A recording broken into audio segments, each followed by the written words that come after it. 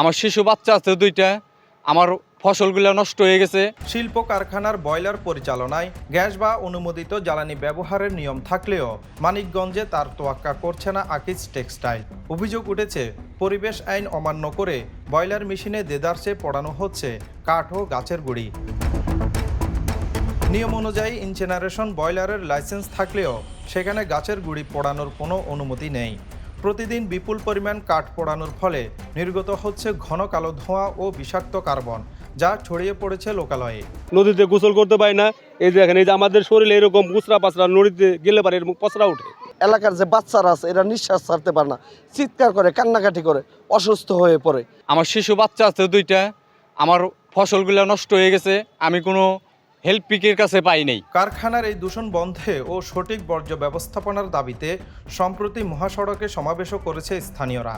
তাদের অভিযোগ, বিষয়টি প্রশাসনকে জানিয়েও মিলেনি কোনো কার্যকর সমাধান।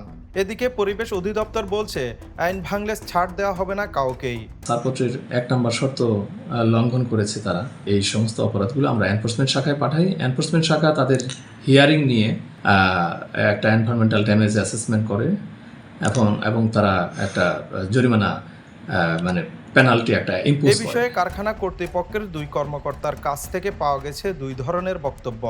জেনারেল ম্যানেজার জাকির হোসেন মন্তব্য করতে রাজি না হলেও নিয়ম মেনে চলার দাবি করেন ডেপুটি ম্যানেজার। আপনারা এখন মনে করেন যে আমরা এটা দেখতে চাই, সেই ক্ষেত্রে আপনি কর্তৃপক্ষের এমন দাবিকে নাকচ করে দিয়েছেন পরিবেশবিদরা।